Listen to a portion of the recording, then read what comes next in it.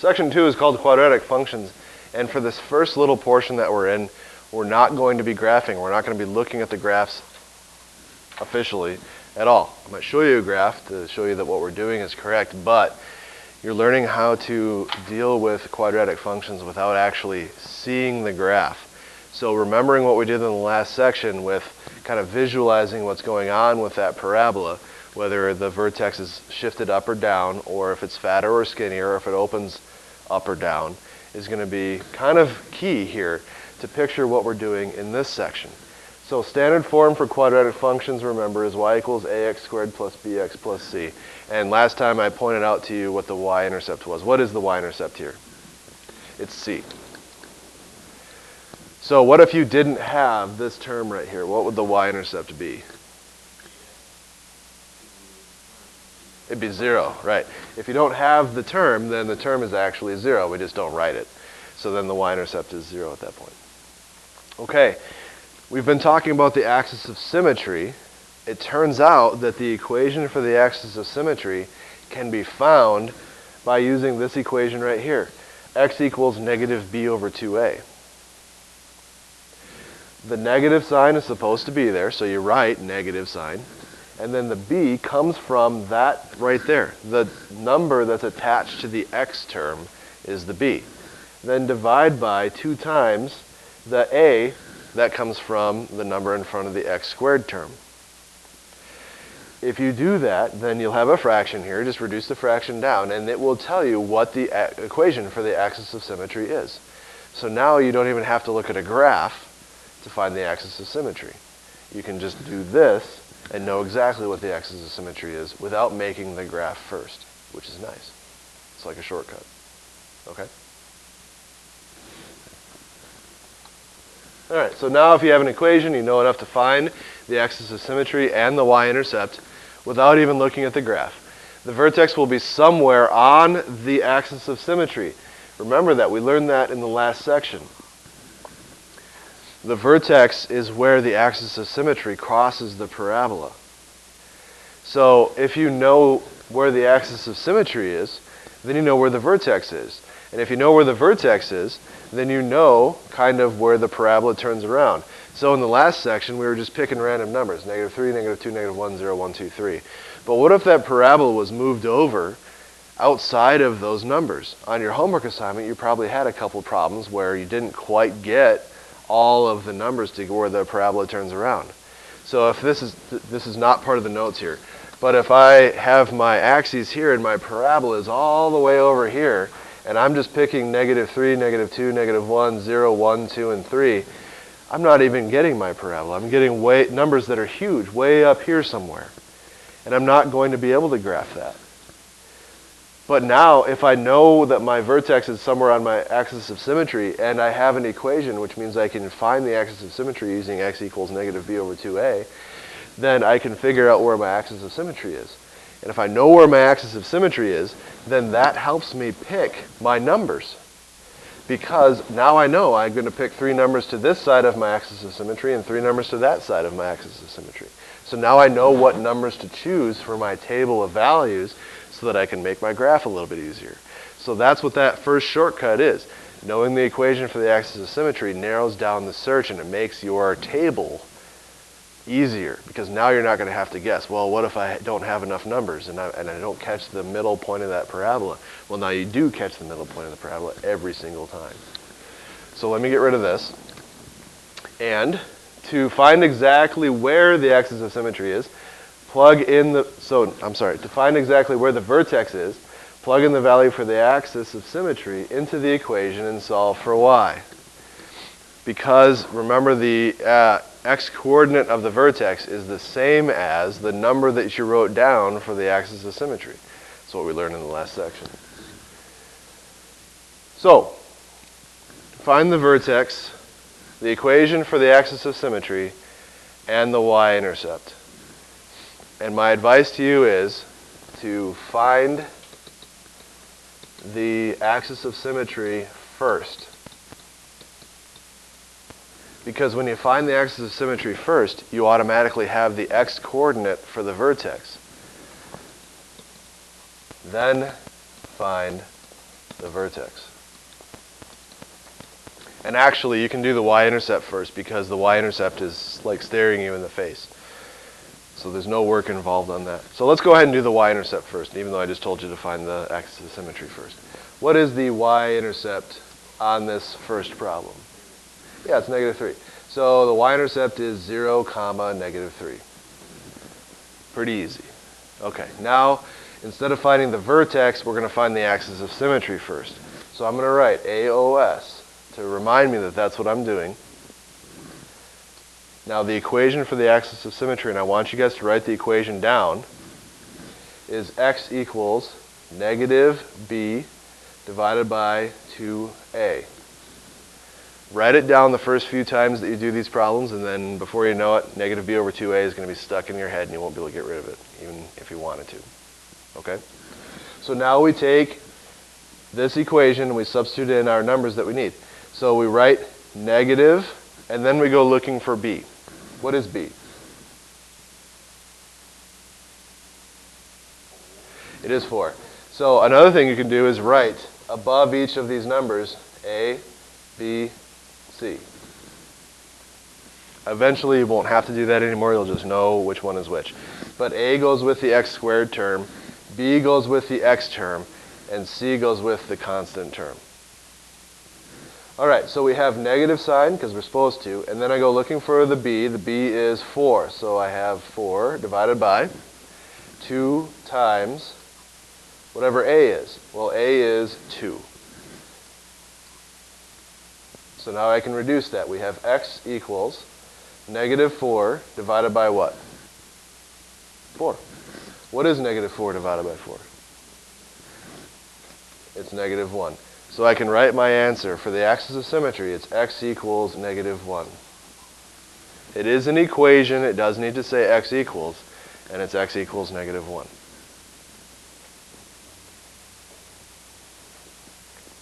Now the nice thing is, for the vertex, which is the last thing we have to find,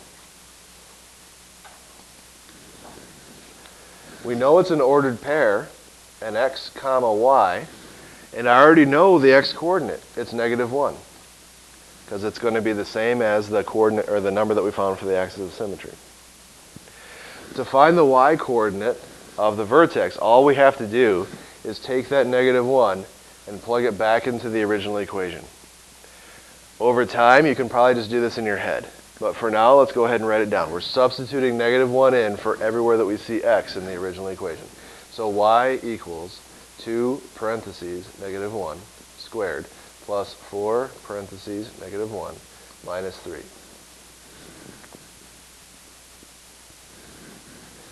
So y equals -1 squared, which is what?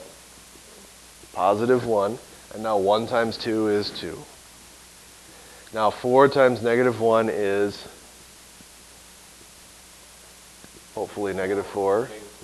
So I'm going to write -4 there, and then I have that -3. So then all I got to do is think, what's 2 minus 4 minus 3? 2 minus 4 is -2, and then -2 minus 3 is -5. So we get y equals -5. That's my y coordinate of the vertex. So I can put that in my ordered pair for the vertex, put a box around it, and I'm done. I have 3 answers. The y-intercept was 0, -3. The equation for the axis of symmetry was x equals -1, and the vertex was -1, and then we found -5. So those are your 3 answers. So let's take a look at what this parabola looks like. Let's see, 2x squared plus 4x minus 3. So let me bring up Sketchpad, and this is the problem that we did from section 1. So let me double or change that. It was 2x squared, right? Plus 4x minus 3. And I'm going to need to zoom out. Okay, now we said that the vertex, or the equation for the axis of symmetry was x equals -1. Does that look true? And then we said the y-intercept was -3. Was that true? And we said the vertex was -1, -5. Does that look true? Yep. So it's all there. We don't need the graph to come up with that information anymore. It's nice to have the graph to check our answer or something, but we don't need it. The algebra will give us those answers on its own, and the algebra is always better. So let's see if you can talk me through this middle one here. I'll draw a fence so that we don't get confused. Maybe I'll change colors. Let's go with raspberry sorbet. What do we do?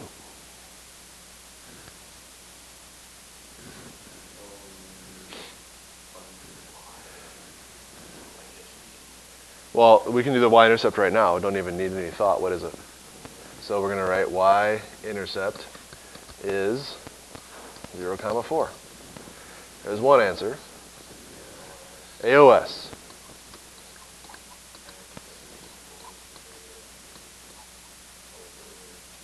Okay, write that down. It helps you memorize that equation. You do have to have it memorized. Now what?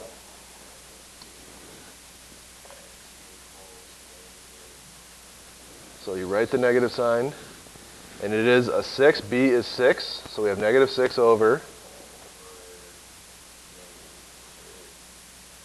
So it's 2 times A is the number in front. It's never going to be an X. The number in front is negative 1. Yeah. So we're going to write 2 times negative 1. What is that? Negative 6 over 2 times negative 1. Negative 2. Now we have negative 6 divided by negative 2. That reduces, right? What do we get? Positive 3. So the axis of symmetry is x equals 3. And you can put a box around your answer like that. That works. So we're almost done now. What's the other thing we need? Vertex. So what does it look like?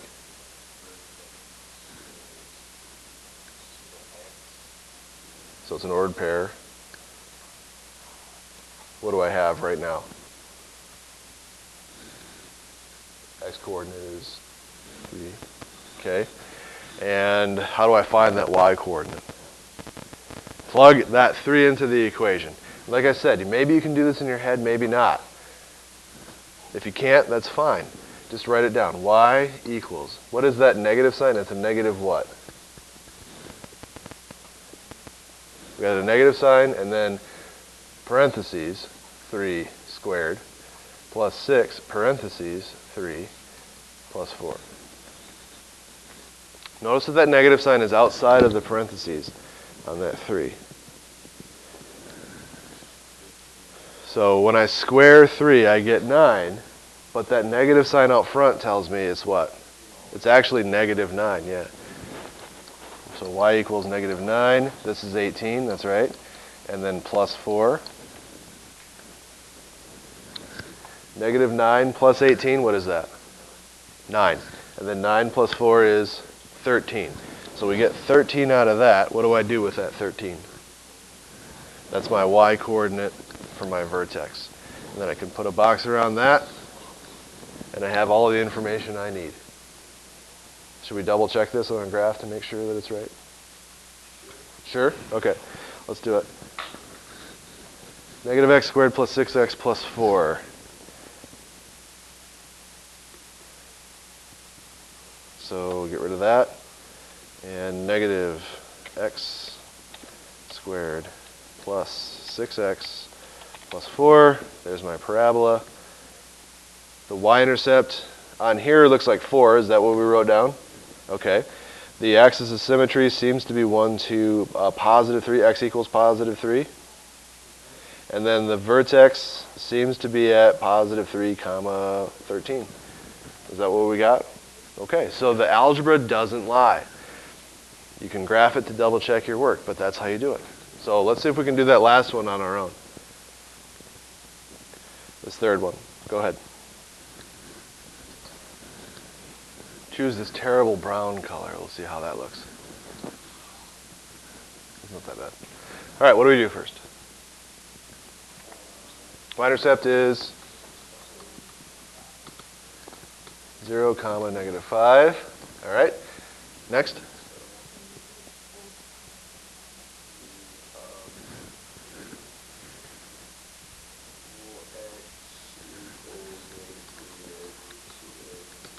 Write down the AOS.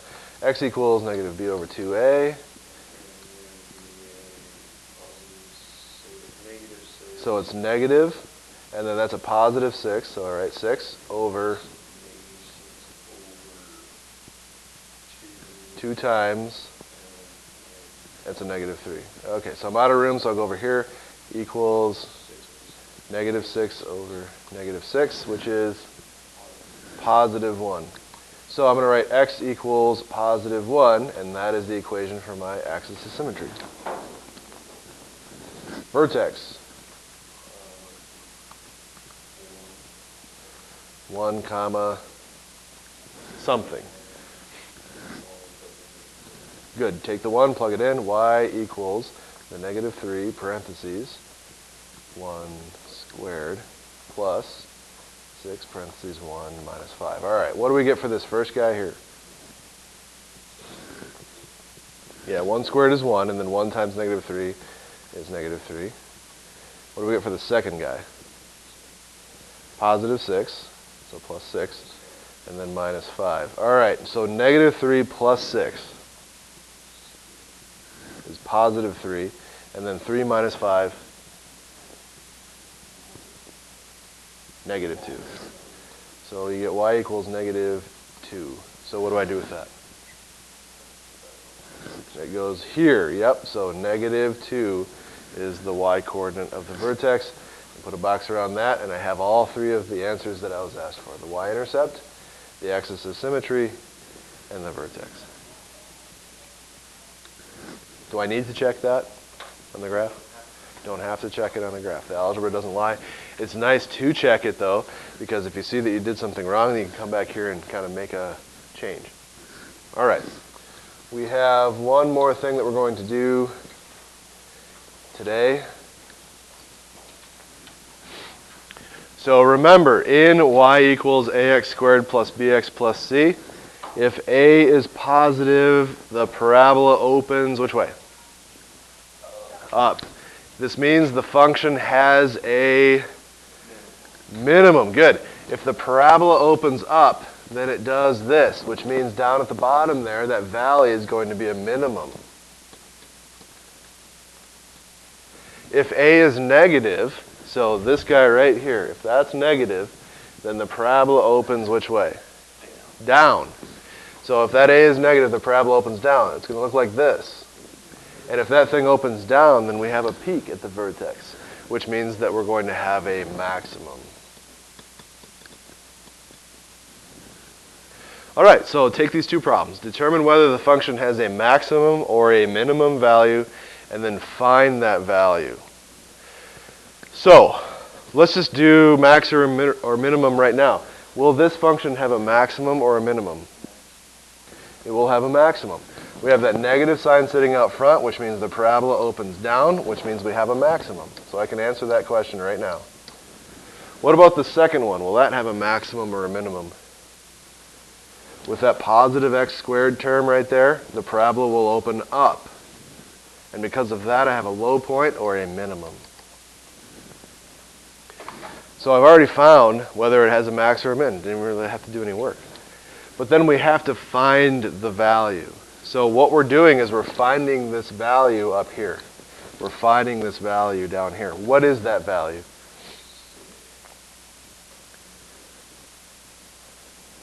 What do we have to find?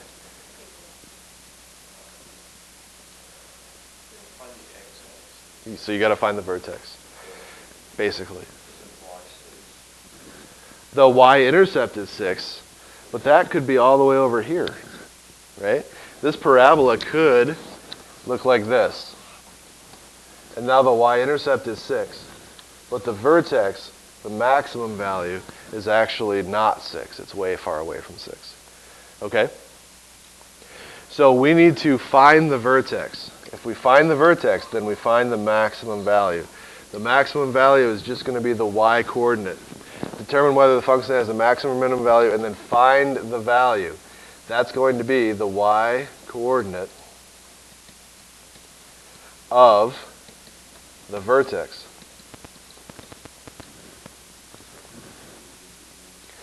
Yeah, so to do that, you have to find the AOS first, then the vertex. So let's go ahead and find the axis of symmetry first.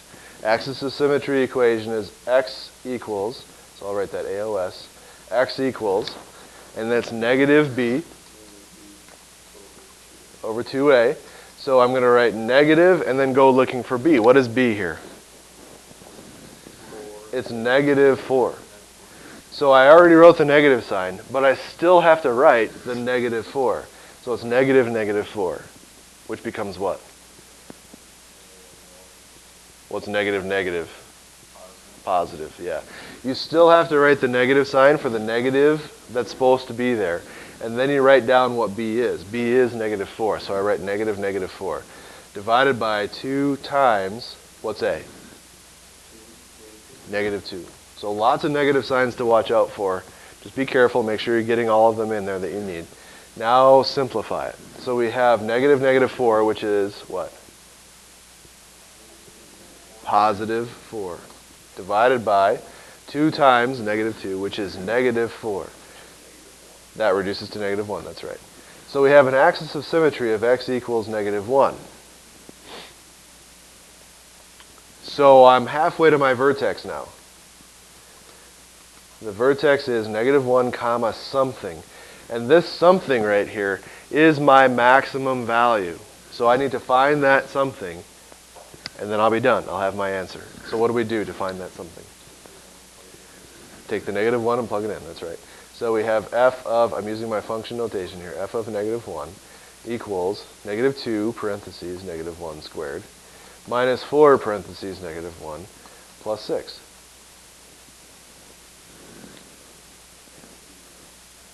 I don't think it's 0. So let's simplify this and see what happens. The negative 2 sticks around up front because negative 1 squared is positive 1, and then positive 1 times negative 2 is negative 2. Good. Then I have negative 4 times negative 1, which is positive 4. So I write plus 4. And then I have that plus 6. So I have negative 2 plus 4 plus 6. What do we get? Positive 8. That 8 right there is the answer. That's the maximum value. The vertex is negative 1 comma positive 8. We didn't have to find the vertex, but we did find the vertex by first finding the axis of symmetry and then plugging it in to get the y-coordinate of the vertex. So if it asked me to write down the vertex, I could do that very easily. But this is the answer, the y-coordinate of the vertex. That's what they're looking for. Okay? All right. Let's see if we can talk our way through this minimum value one, and then we'll be done for the day. What do we need to do here? Yep, AOS. X equals negative b over 2a. Don't forget the x equals part. It is an equation. All right, so what do we have? We have negative 4 over 2 times 2. And what is that? Positive 4 over positive 4, so that's 1. All right, so we have an axis of symmetry, x equals positive 1, which means we have a vertex of 1 comma something, and that's the something we have to find. So what do? Plug it into the equation. So I'm going to write g of 1 equals, just using the function notation. What do I write? 2 times 1 squared times 1. Yep.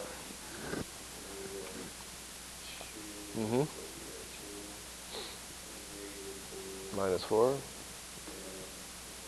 So minus 1. And that gives me what?